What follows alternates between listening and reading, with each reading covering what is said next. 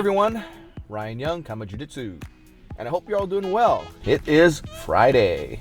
Oh, I feel good. One of my students came up with a good idea for a topic, and the topic has to do with what if you travel for work and you want to keep your skills up.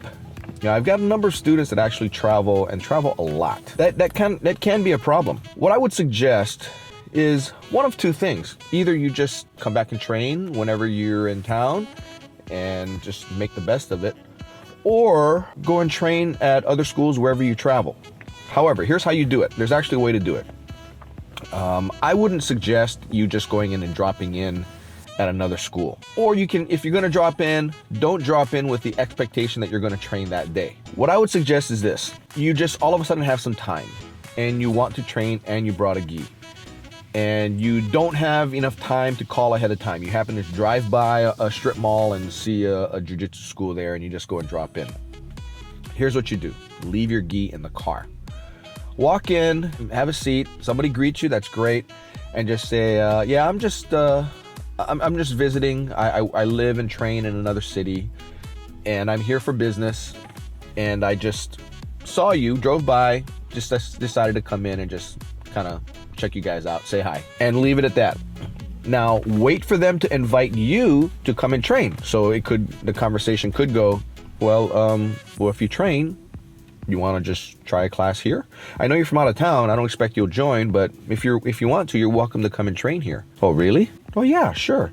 You need to borrow a gi? Well, I have a gi. Yeah, I'll just grab my gi and I'll come. Are you sure it's okay? Well, yeah, it's totally fine. Just come in. So then you can go and train. However, it's hard to tell how friendly this school is. I would say the vast majority of schools are, but you do have those schools that really aren't. And what they like to do is they like to test themselves against people from other schools. And what they'll do is they'll just send all their guys after you. You're gonna be bait, and you'll be the bait dog that night. So that might not be a very pleasant experience. I would generally recommend not just dropping in, just unannounced. Another option would be ask your instructor if he knows, if he has any friends that run schools in the area you're gonna be in.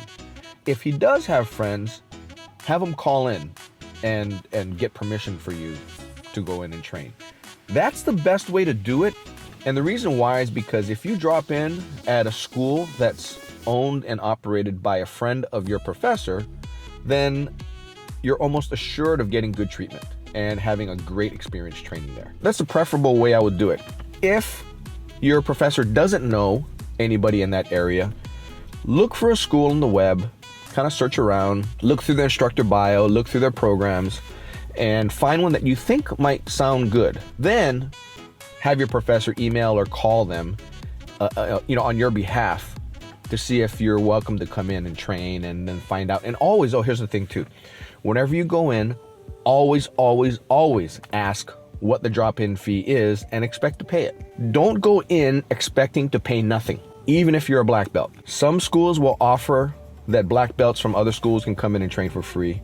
Some will not. And if you assume that you don't need to pay one because you're visiting from out of town, then you will be sorely mistaken when and disappointed or upset or whatever when the owner of the school tells you it's an X dollar drop-in fee, whatever that is. And that amount can be expensive, it can be cheap, whatever. It's all relative. To somebody, something is expensive. To somebody, that same amount is very cheap. I don't know. But if you do drop in without your gi, leave everything in the car, and that way. And if not, the best way is to get your professor to email or call ahead of time and get clearance for you to swing by. I've had a number of professors do that, extend me that courtesy, and we get a lot of them that ask that as well for our Irvine campuses. And I always put the word out to whoever's teaching on that day that we're going to be getting a visitor from so-and-so professor school, and everything is always good. So if they extend me that courtesy, it's expected that I would extend that courtesy as well. And my students, they're welcome to do that. It's up to them. What if now you have your gi, right? And you go and train with your gi. So now the follow-up question is, okay, so now that I brought my gi and I'm training, what do I do with a sweaty gi? Let's say I'm gonna be there for a week and a half or 2 weeks. It could be a vacation. Am I just, you never ever wanna bring a used dirty gi in for a training session. Never. Don't ever do that. Even if you think it doesn't smell, you're used to smelling yourself. So if you smell your gi and you think, it's not that bad, it'll be bad to someone else, believe me. And then they'll be thinking, man, this guy just came in with a dirty gi. You know, what kind of person is he? I mean, it's bad enough when you have a clean old gi that smells as soon as you start to sweat in it. That's pretty bad. But to come in with a gi that's already dirty and used prior without being washed, that's just totally no class. So don't do that either. So if you have no way to wash your gi after using it, but you want to train some more, you have two options. Number one is, if you can't wash your gi, then ask the school owner of where you want to go, hey, do you have a loaner gi that I can rent? Always ask if they have a loaner gi you can rent, not if you can borrow, because that's being a freeloader. If they come back and say, no problem, I have a loaner gi you can use, just, no problem, don't worry about it. How much should I pay you? Don't even worry about it, it's on me. Then you're cool, all right? Then you got at least 2 trainings in. If they don't have a loaner gi, remember, call ahead. If they don't have a loaner gi, you got a couple options. One is you could consider buying one of their brand new gis, or just make time and go to a laundromat and wash your gi. Some hotels have a service where they'll do laundry service and they can wash it for you. It might cost you $5-10 to wash it, but what the hell? I mean, it's not that bad, right? Better going with a clean gi than a dirty one. The third part of the question is, now I'm at a different school. I'm out of town. I'm dropping into a different school. Their jiu-jitsu is different from the jiu-jitsu I learned. So let's say they set up a choke differently and it's not the way that we do it. What do I do? Well, you have 2 options. One is go, okay, well, I kind of like the way you teach it, but in the end, you're really gonna just do what works best for you. So let's say the way that your instructor taught you how to put a choke on has always worked for you, but the way you go, when you go to this out-of-town instructor's place, he shows you a different way to do the same choke that for you works better. Then what I would do is just, while you're in class, do it his way, right? Do it his way and try to learn it.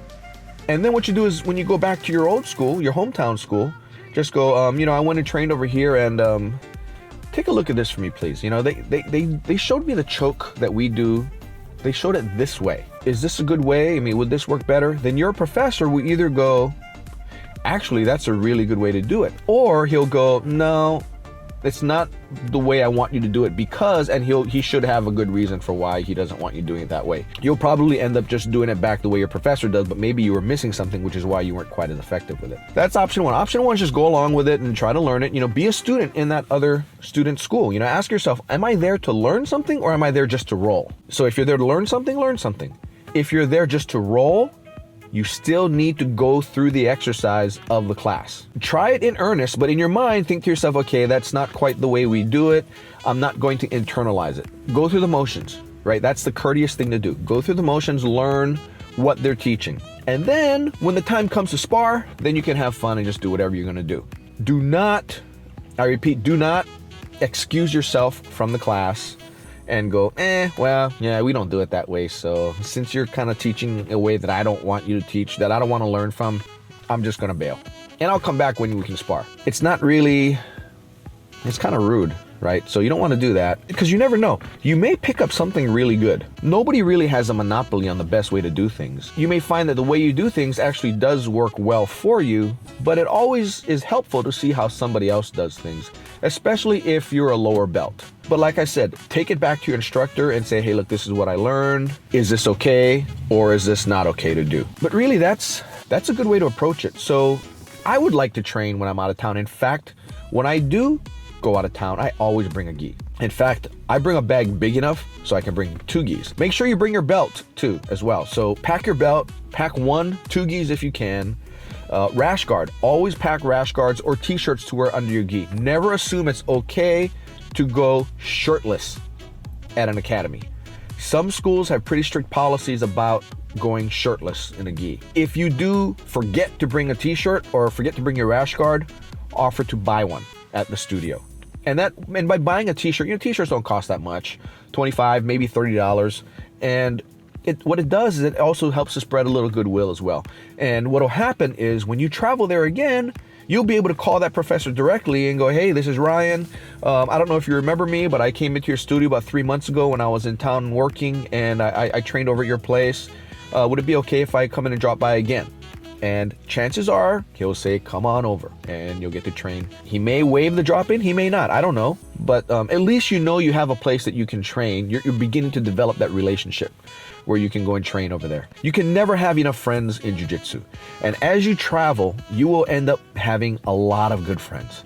I've got friends all over the country, just from my visits or my travels, or them traveling with me, or traveling to me and training, or just meeting them at schools, anywhere.